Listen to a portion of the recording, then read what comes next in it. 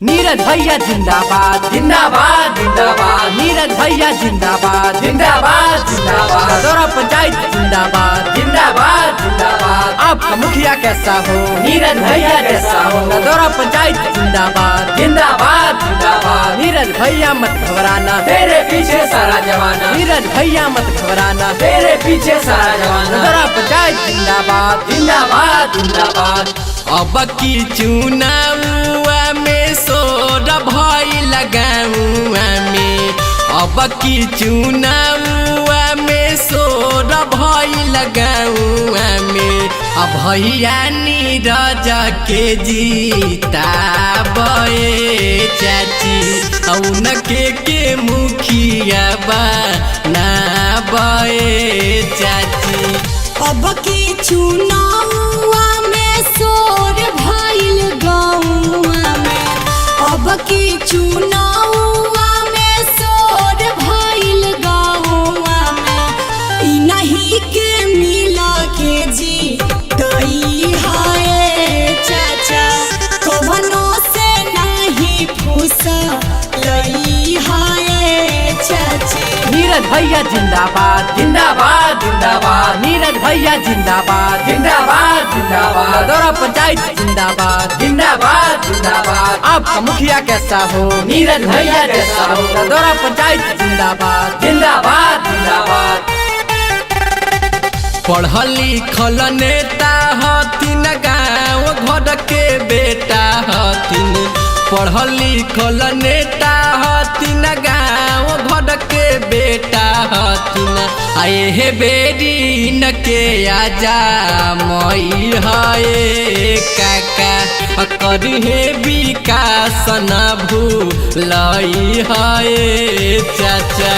पढ़ल लिखल नेता हथिन गाँव घर के बेटा हथिन। पढ़ल लिखल नेता हथिन गाँव घर के बेटा हथिन।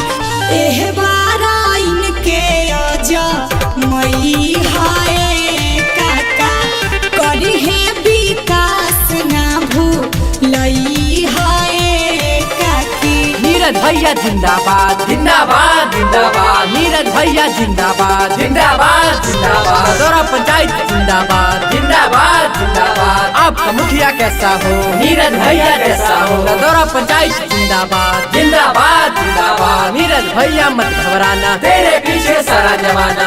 नली गली पक्का होई मुखिया जब साचा होई। नली गली पक्का होई मुखिया जब साचा होई।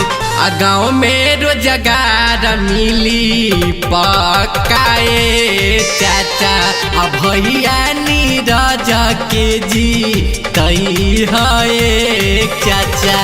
नली गली पक्का होई मुखिया जब साचा होई। नली गली पक्का होई मुखिया जब साचा होई। गौवा में रोजगार साचा कोई बाए भैया करी है विकास ना भूलई है भाभी। अब की चुनावा में सोर भई लगाऊआ में। गौतम कहेला हथवा जोड़े चाचा भैया नीरज के जी तई है चाचा। अब की चुनावा में सोर भइल गौआ में।